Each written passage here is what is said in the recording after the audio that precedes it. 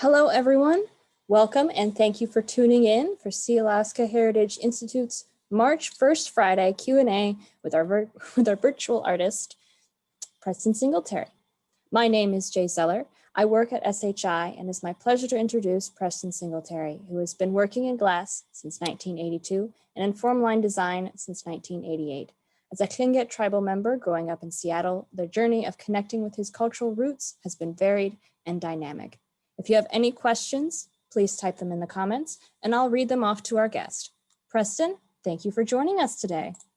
Thank you very much. I'll start by introducing myself. I need to get better at doing that. So I'll say that Preston Aksayi, Tlingit, Kenach, Cochain Duasal, Kagwantanach, Hitsati, Seattle Kwanayachet. So I am I grew up in Seattle, but my family, my Tlingit roots come from Sitka, from the Kagwantan, Eagle, Moiety, and the Killer Whale clan, or the Fox House in Sitka. So my great grandmother moved down from Sitka in the 20s, and from that point forward, she brought her entire family. She was actually widowed. She was married to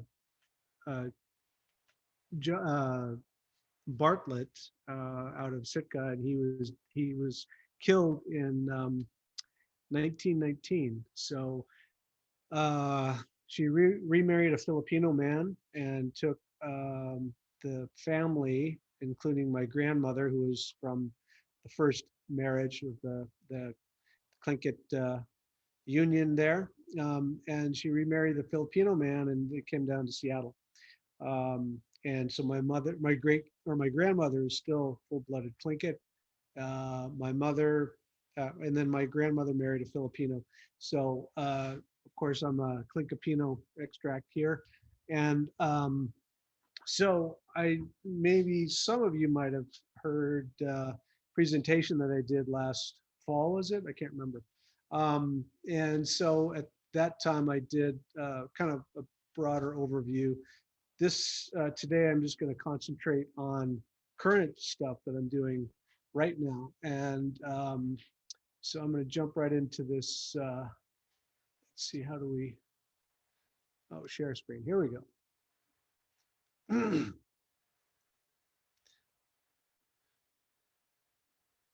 Okay, so here we are. Here's me and when I had much darker hair up at Celebration. It was photographed by Clarissa Rizal. She was doing her regalia project, photographing people in their regalia. So some of my things here. The glass, as Jay mentioned, I started blowing glass in about 1982, and started to dabble in form line. So I had to basically, I started copying things out of books and looking and trying to find people to help teach me, mentor me. And this hat form was something that I came up with. It was one of the first pieces that sort of put me on the map, so to speak. So like an upside down crest hat, I decided to carve into the glass through a sandblasting process and make this kind of form.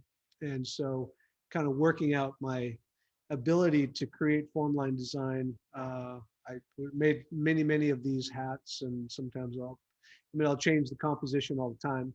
It's like a canvas that I use to create form line.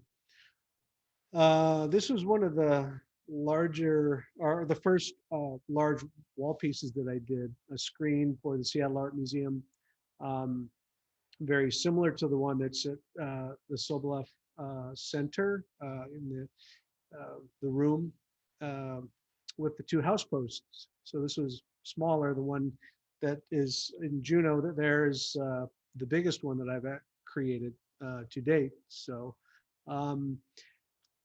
this was a pretty recent piece that I did, collaboration with some Squalum carvers here in the the Salish region here, the Salish Sea region in Seattle. So this is at the Burke Museum. They commissioned us to do this piece. So a lot of collaborating is, when I can work it in, I collaborate with other artists and try to bring them into um, the world of glass making. These pieces were actually cast, kiln formed pieces made from the wood carvings and then the steel construction that you can see kind of holding these glass elements all together. But this is about 12 feet tall. And so this was a commission that we got for the Burke Museum. Currently, I have an exhibition called Raven in the Box of Daylight. It's traveling. It originated at the Museum of Glass in Tacoma, Washington, went to the Wichita Art Museum till this past January. And then it's going to be going to the Smithsonian National Museum of the American Indian in January. It's supposed to open up end of January 2022, and it'll be there for a year. So I created this sort of scenography, like kind of an installation, and kind of enhanced with this video projection. So it's, I'm not going to go in too much into the story, but this is basically the story of Raven in the Box of Daylight and all its details that I could come up with. This transformation of Raven to human is what you see kind of in front of you. That hat is animated by projected video, kind of creating the feeling of change or transformation.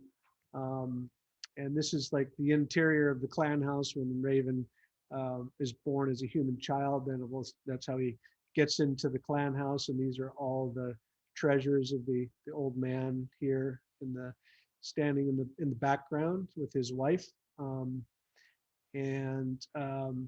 course, the three boxes, the sun and the moon and the stars.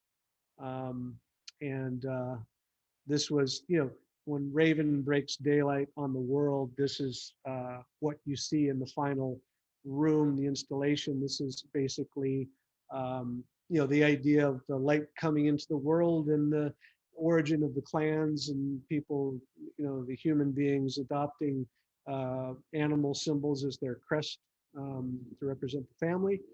So that's how I kind of, animated the exhibition, created this light backdrop. So that after it goes to the National Museum of the American Indian, it'll actually go to the Chrysler Museum and hopefully beyond, maybe. So just kind of concentrating on stuff that I've been doing in the past, 6 months. I've been working with Raven Sky River, who also has Tlingit ancestry in his family. And he found, glass blowing. He grew up on Lopez Island. His mother is Tlingit. So he's really, really talented in making these naturalistic, whales. And he's really into these whale forms and sea life. This next one is going to be a little loud here. This is kind of making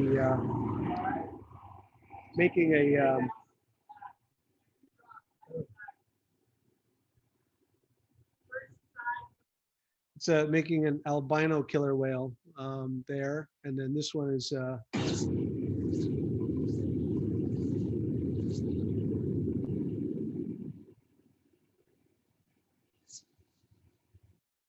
making an octopus. So, and then I'll take those pieces. These are very typical of what he does in a normal, for his work.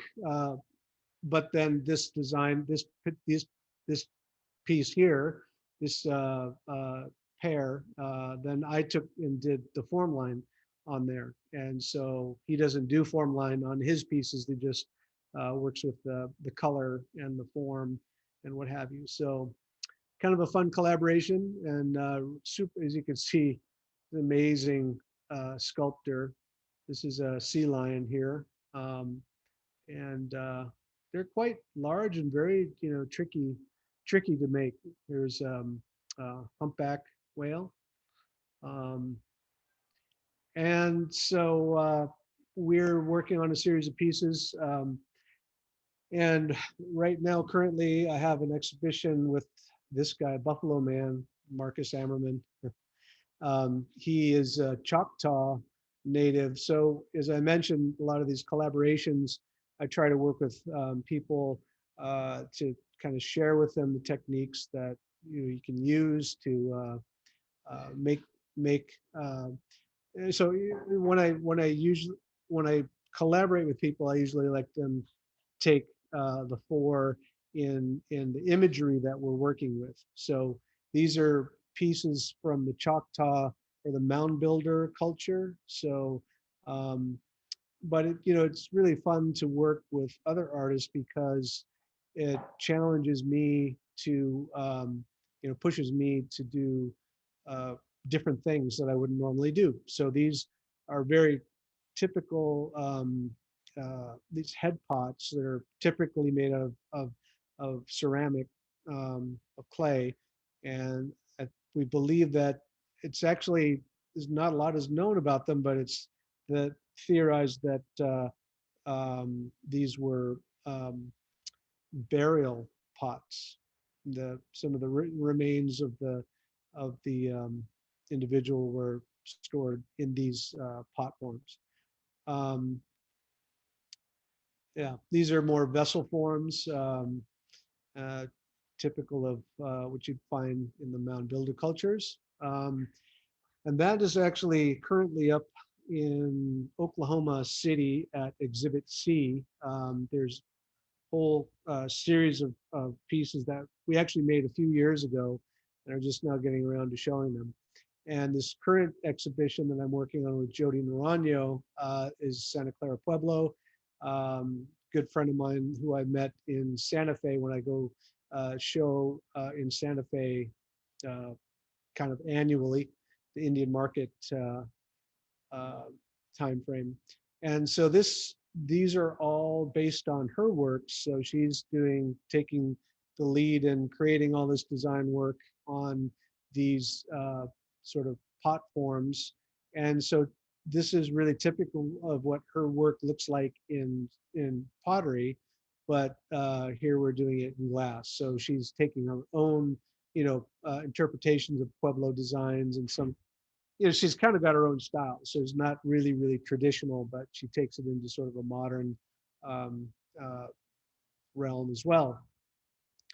And so coming up in April, this is a show that's going to open up, and this is a show which is kind of a eulogy to my father, who was non-native, but he was, he passed away in November of last year, and so what I ended up doing was sort of creating um, a um, uh, a whole exhibition, kind of mythologizing his work.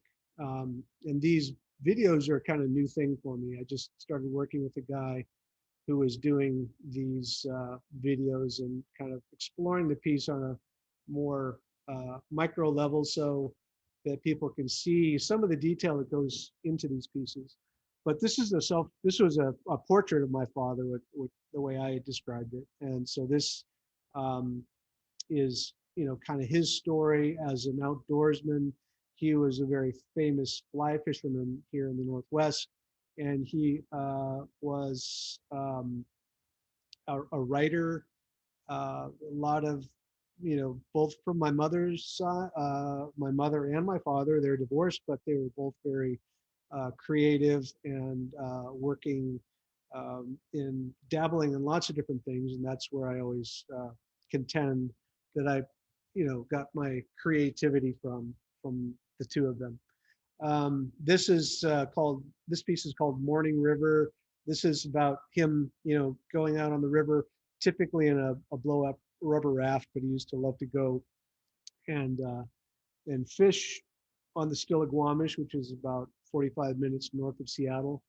And so yeah, this is a story that I kind of created around, him, getting up in the morning because, he was always so hardcore about, we're going to go fishing. You have to get up at 6 a.m. and get out on the river. And so this was um, my kind of story about him. Um, and so creating this feeling of a river, so taking it obviously into sort of a modern kind of interpretation of but using Tlingit style and form line to try to you know uh, evoke that feeling, and also taking it to the level of storytelling. So what are the kinds of things that you might see along the river? So there's a land otter here. Um, this was my uh, kind of a newer interpretation, getting more detail in the legs and the uh, that kind of thing. And okay, so this is some of you might know that this is a Canoe Prowl figure. Okay, so this was, um, and also the idea that um, a man that's transforming into a land otter. So that's what I call this particular one. Um, this was a photo that he had taken. And so I was just using this form. I called this one Love of Nature. Um, so I was kind of playing with more like a scene, of, uh, with the mountains and what have you, in the back, and trying to use that as a canvas to create this piece.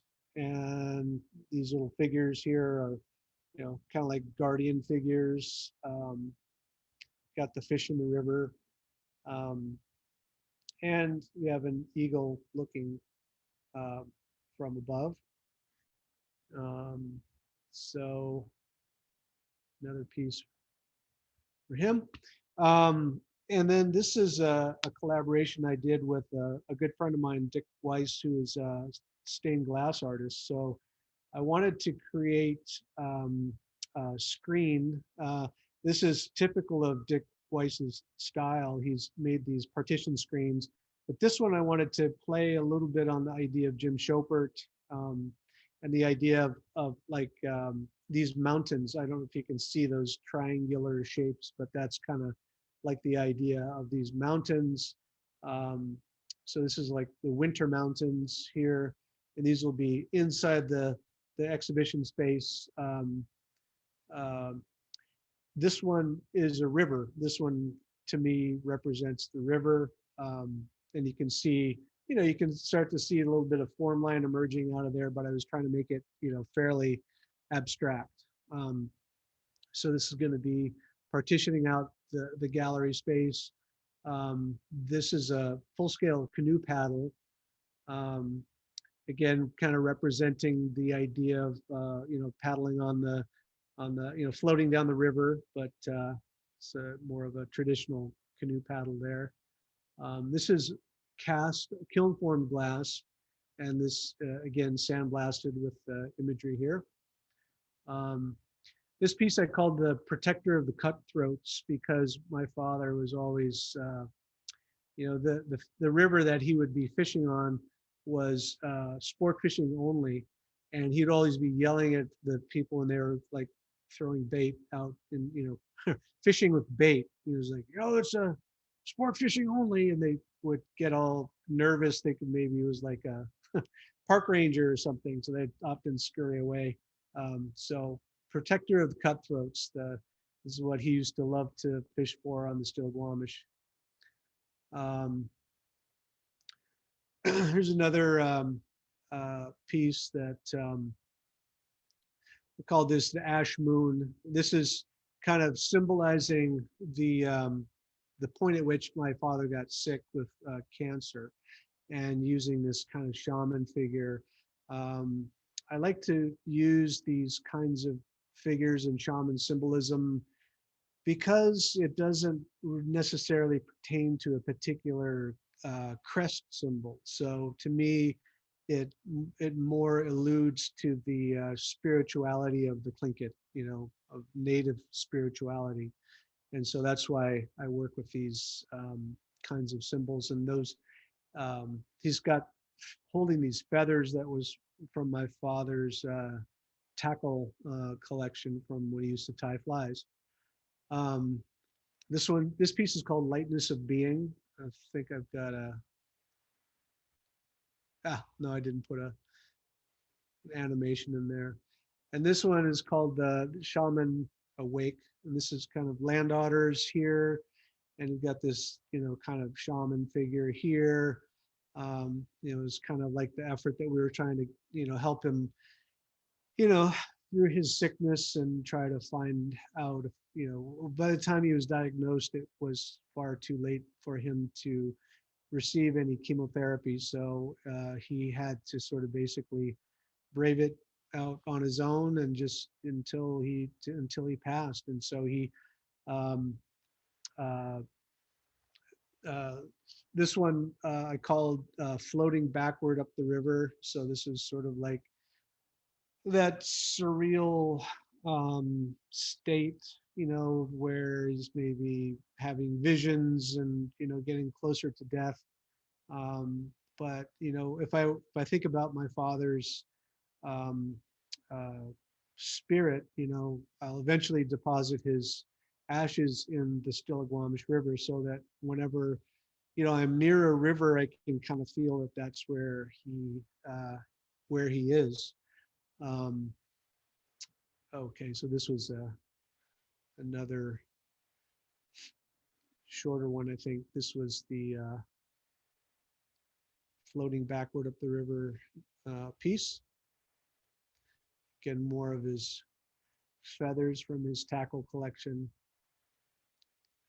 And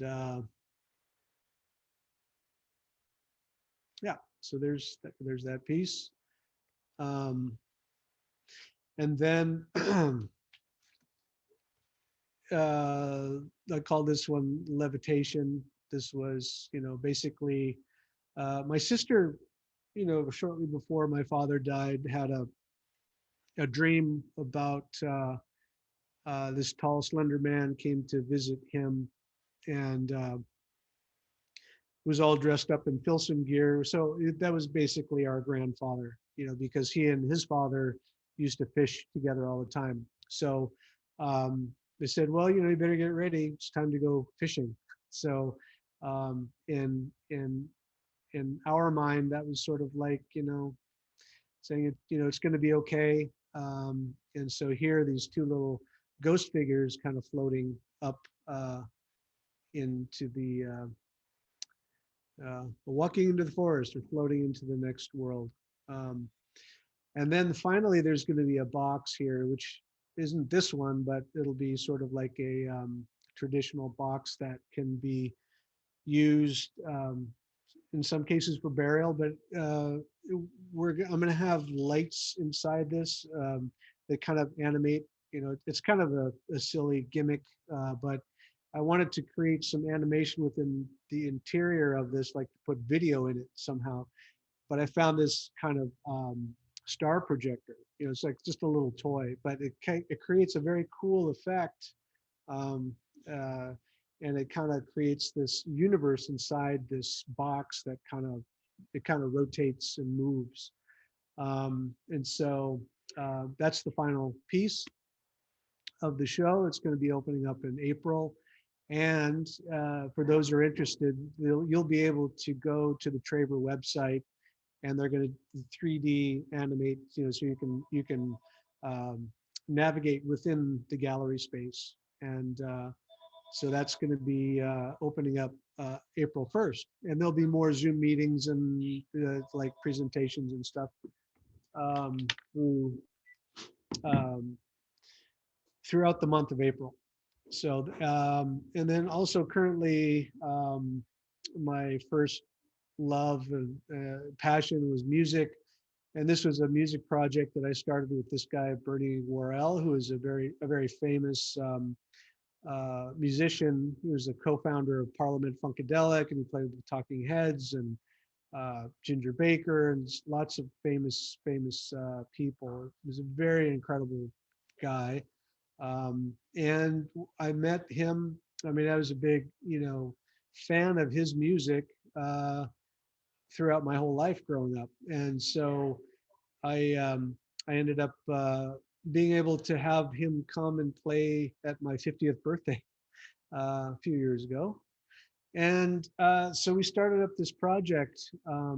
We're I got together with some good friends of mine here. Skerrick, who's an amazing avant-garde saxophone player. Gene Tagaban is also part of the group. Captain Rob is one of the guitar player and kind of a collaborator with me. We write most of the music together. In some cases, it's improvised. Got Nahan as well, bringing the Tlingit language and the some freestyle and spoken word.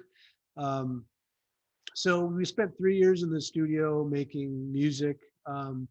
Also, Clarissa Rizal was one of the founding members of this group. She appeared on the first couple albums that we did.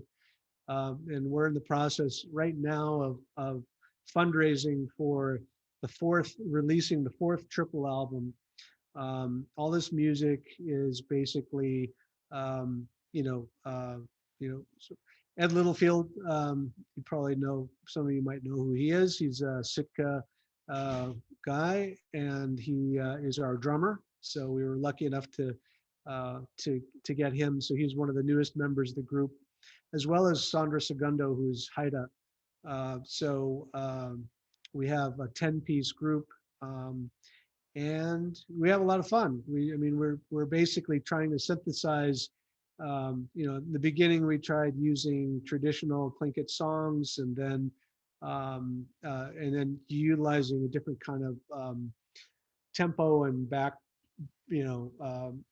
musical accompaniment, and try to make it more of a funk jazz type rock type of thing.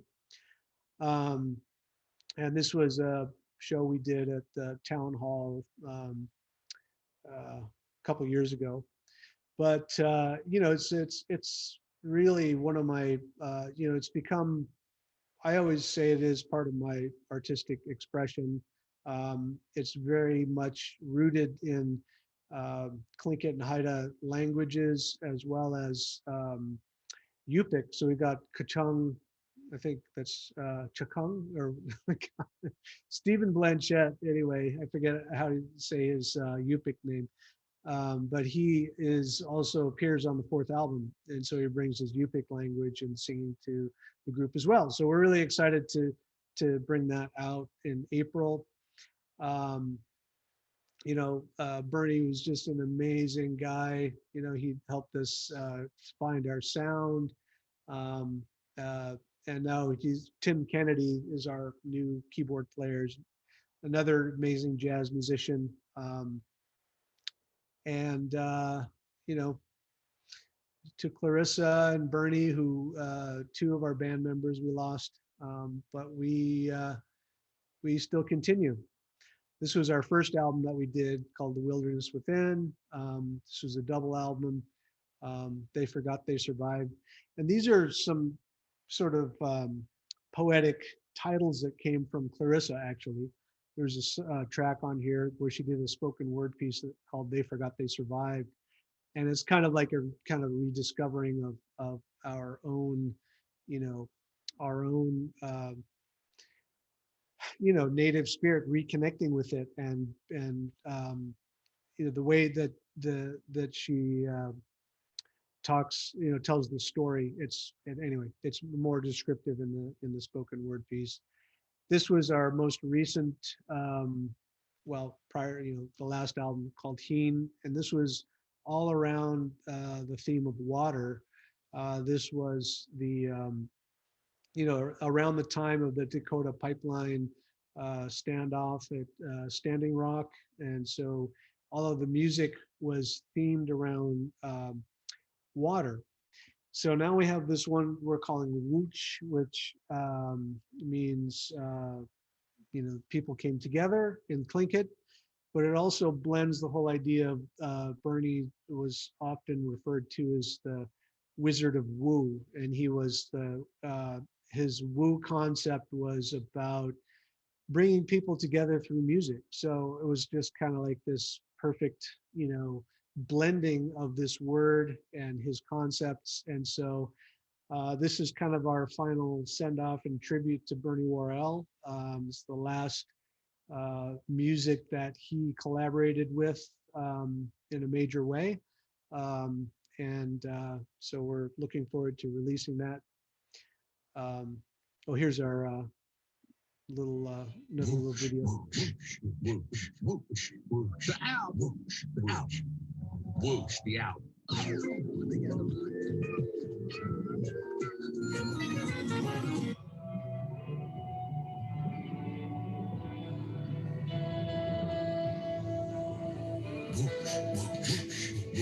Keep focus, stay chanting down this Babylon. This be the spark for the voiceless. Wooch, the owl.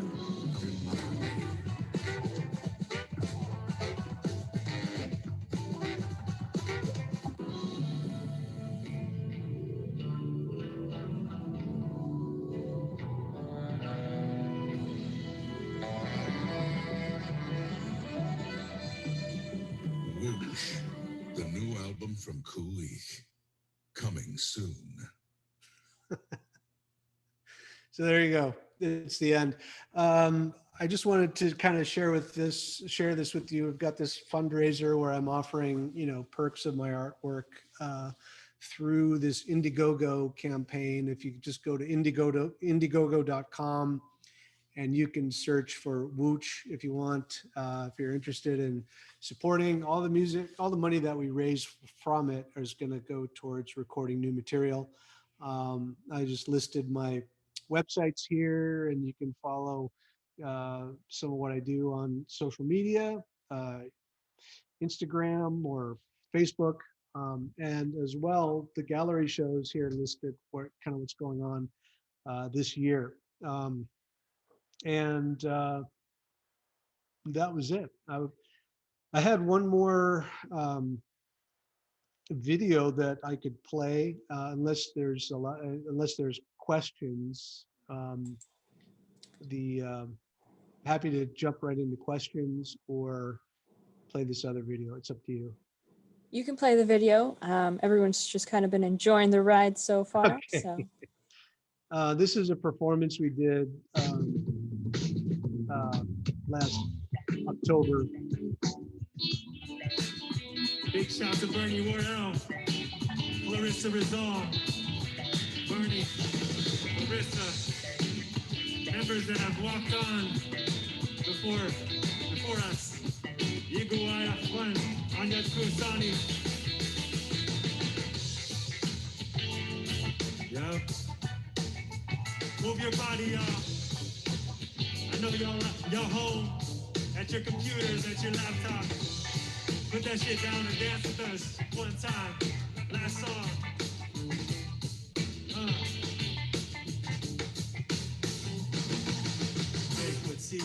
Anyat Kusani, Yekwati, Shia Wadanaki, Yekwati, Anyat Kusani, Yekwati, Shia Wadanaki, Yekwati, Anyat Kusani, Yekwati, Shia Wadanaki, Yekwati, Anyat Kusani, Yekwati, Shia Wadanaki. It will be so. It will be so.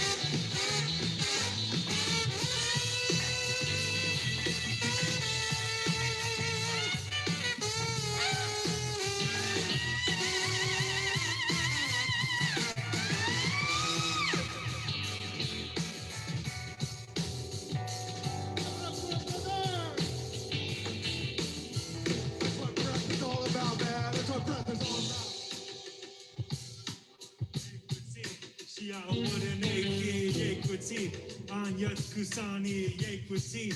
Y'all say it with me, Yekwasi, Anyat Kusani, Yekwasi.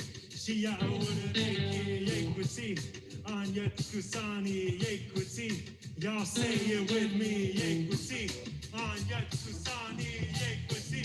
Shia Ureke, Yekwasi, Anyat Kusani, Yekwasi. Shia Ureke,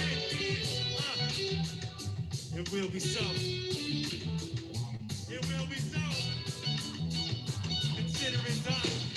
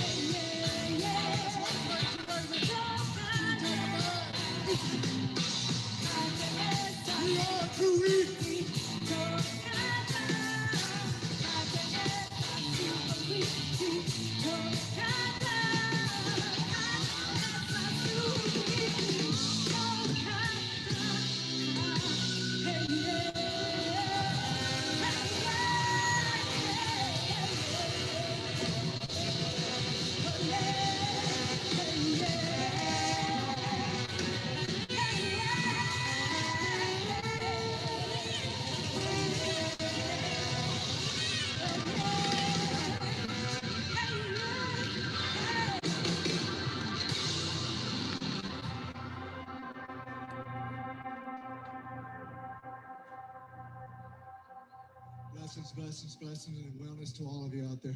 Gonna tush, gonna tush, gonna tush, gonna tush.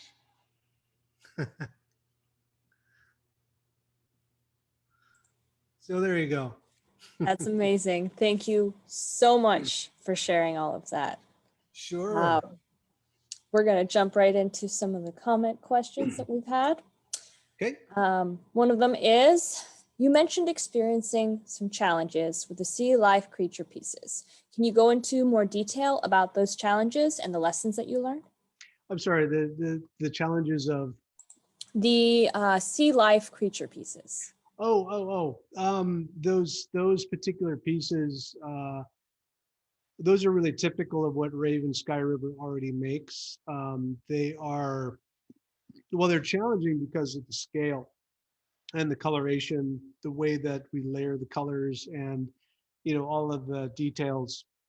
It's a lot of trial and error in terms of kind of trying to make a naturalistic looking kind of well, sea mammal in this case, or the sea lion or seals, things that that he's done in the past. But yeah, no, they're quite big, and they've got these little fins and things, and they're quite fragile, but they're a lot of fun to work with. Thank you very much. Our next question is, what's one piece of advice you would give to artists interested in collaborating with another artist? Well, I find, when I work with other artists, I mean, I have, in the field of glass blowing, I mean, we always work as a team. So I started off collaborating, so to speak. I've worked for lots of different artists, trying to help them achieve their visions. And so sometimes it's nice to kind of go across into another medium and try something new, because there's always something to discover with that. I mean, I think it's just a matter of finding, a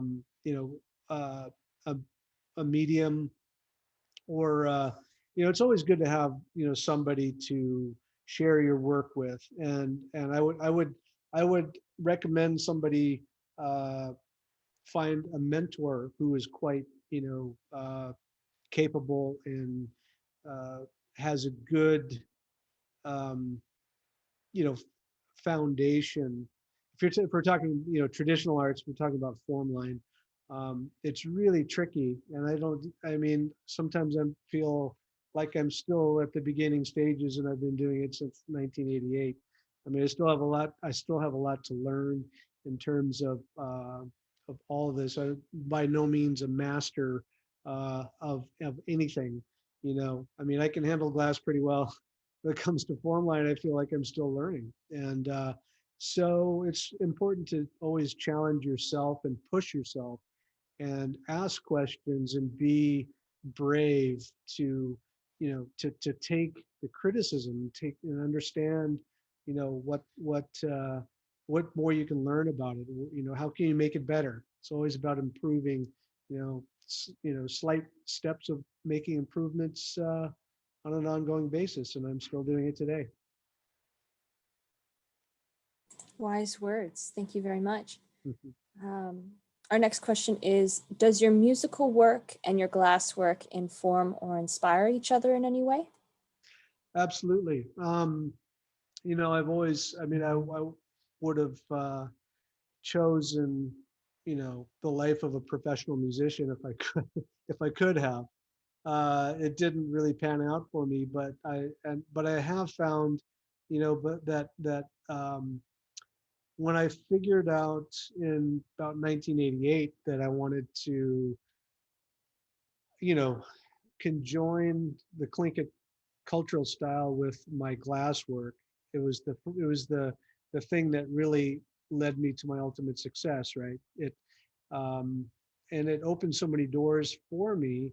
Um, and I did develop a lot of what I do, obviously outside of the community. And so I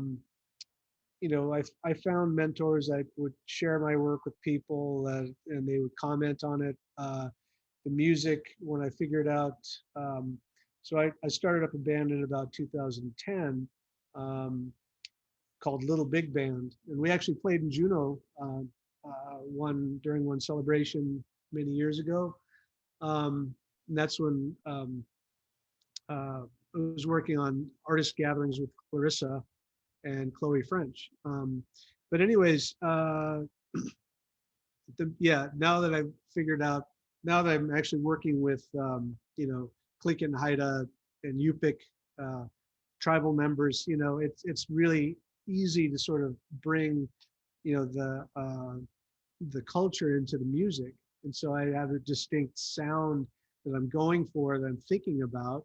And it's nothing that, I mean, I created, independently. It's a big collaboration, it's almost like I'm a curator, and, I brought these people together, and they're also talented that, can't help but have some kind of an interesting result from it. But yeah, I mean, I'm listening to music all the time. I'm, a bit of a musicologist. I'm always listening to all kinds of ethnic music, African music, jazz, avant-garde jazz, anything that is, energizing and different. And, that's what I constantly listening to music all day long and thinking about the new music that I would like to work on with my friends. Awesome. Our next question is, how has the pandemic affected and or inspired your artwork or music? Oh, it's been pretty tough. I've been rather fortunate. I haven't experienced a huge slowdown with my work, but it's been a big time of an introspective time in terms of the being isolated, honestly. And just, I find that I have more time. I once saw a meme somebody posted on Facebook, and, artists during quarantine, and they were sitting, drawing on something, or no, artists before quarantine and they're drawing on something, artists during quarantine and they're drawing the same picture. Right? So it's a we're used to being kind of isolated to some degree, and yet it's put an extra spin on it, whereas, I can't go out and do the things I used to do. I can't play music as much, but I've been very productive during this time, and just working really hard. And so I think in the end, I'm pretty blessed that I was able to weather the pandemic, and I think about what's going to come next. When we come out of this, I mean, it's not going to be exactly the same. It's going to be different. And I'm really curious about how that is going to affect us all. It's going to affect my children who are in college right now. Youngest daughter in freshman in college, and she's sitting in her dorm room by herself, and I don't know. I just wonder how that's going to take its toll on all of us mentally. But I guess in the end, I'll just, still trying to create work and create as much beauty in the world as I can. Thank you very much. From what you've shown us so far, you give us a lot of beauty. So, and I do think that one of the first things that will reflect how this pandemic has affected us is the artwork, and I think that's the case throughout history. So I'm excited to see what form that'll take. Mm-hmm. My next question is one that I've been thinking about since we spoke in October. Some of your work uses the shadows of that the piece is cast as part of the design. When did you first start doing this, and what gave you the idea? Well, that's kind of a funny story, because that hat form was one of the first pieces I had um, tried to, apply the design work to. And my aunt, it was back when I was an assistant glass blower and trying to, get time to make my own stuff here and there. And I started to make these hat forms, and I made one. And the studio that I worked in was the studio of Benjamin Moore, not the paint guy, but the glass guy.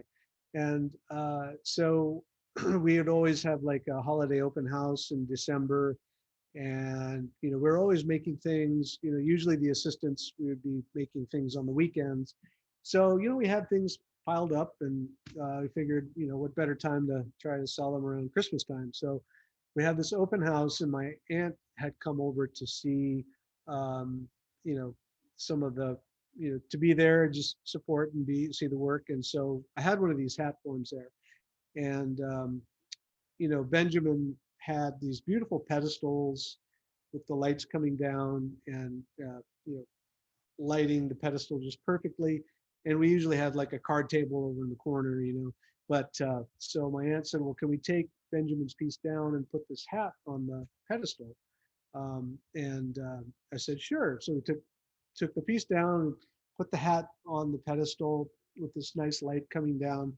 And about 10 people had gathered, around to see what I was doing. And I put it on there, and then the shadows came through, and everybody was, oh, look at that, And I said, yeah, well, that's what I intended all along, I mean, of course, that was, that was the aha moment for me. It was like the kind of the light bulb going off in my head and thinking like, oh, this is pretty cool, And so, what it's come to symbolize for me is the kind of a spirit within the piece, which is brought out when the lighting conditions are right. It's sort of, I also think like in some ways like the petroglyph that's inside the cave, and there's a little crack in the the little opening, and sunlight comes through and it illuminates this petroglyph,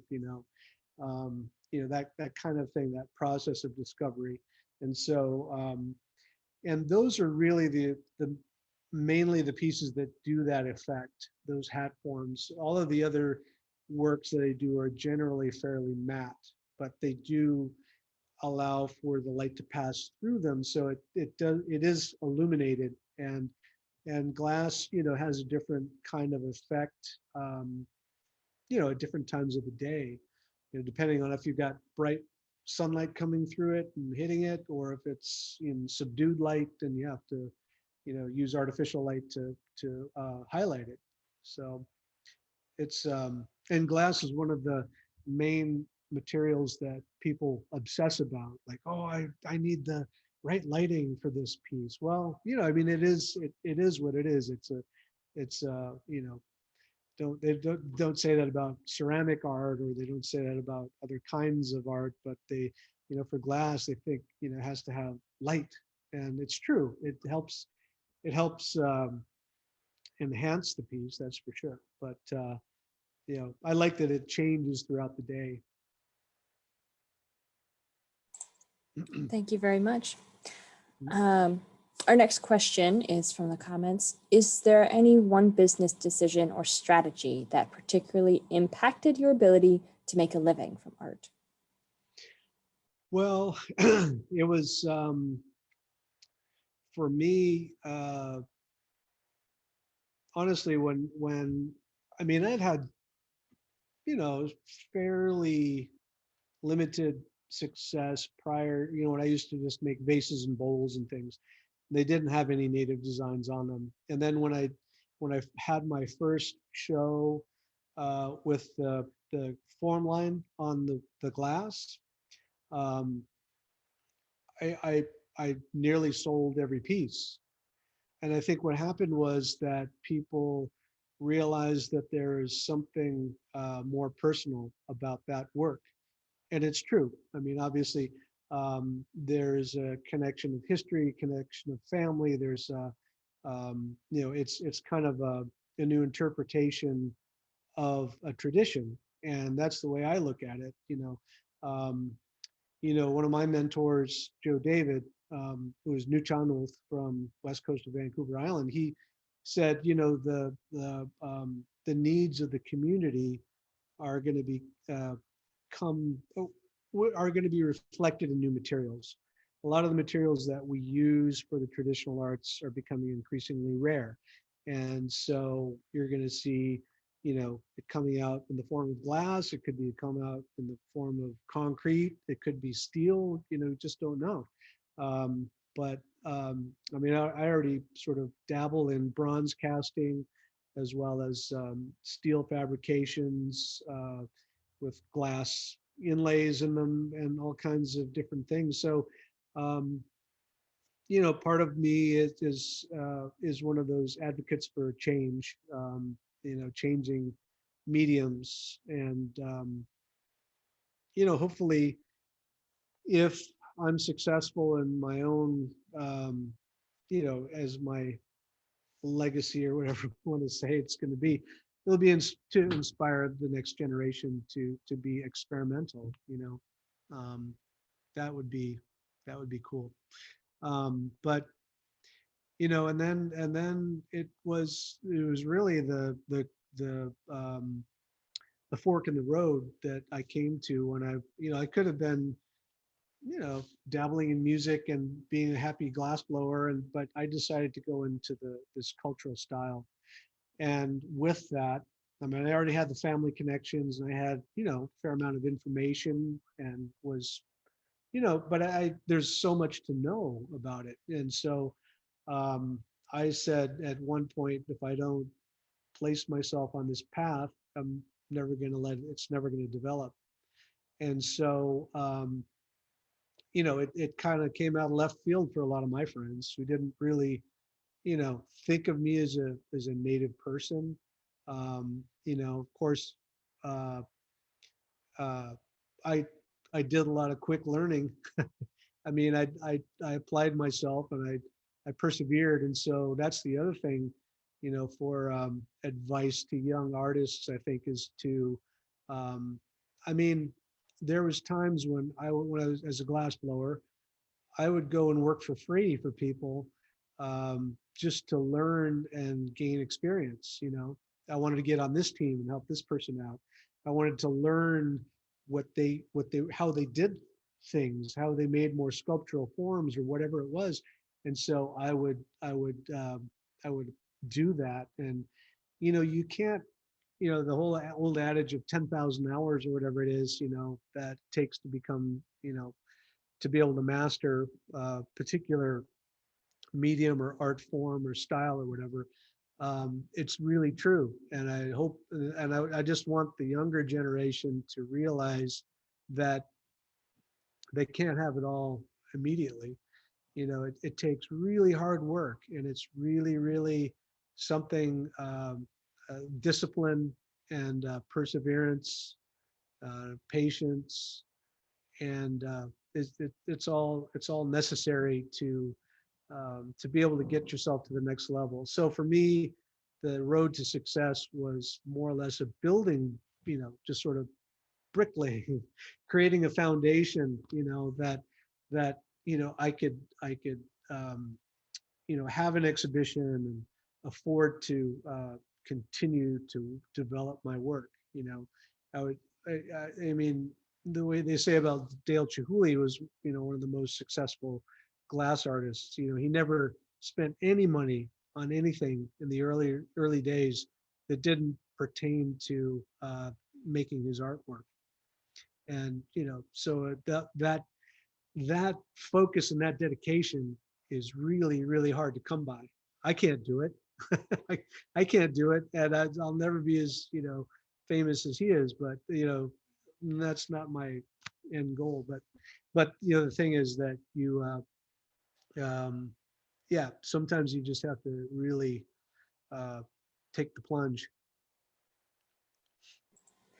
Well, thank you very much. We're gonna wrap it up here because we just about run out of time. Thank you everyone for joining us today. And thank you, Preston, for that wonderful presentation, the sharing of music, and answering our questions. Mhm. We're also still accepting virtual artist in resident applications for the upcoming months. If you'd like to be featured, please apply. The link will be in the comment section. Have a wonderful day, everyone. All right. Bye.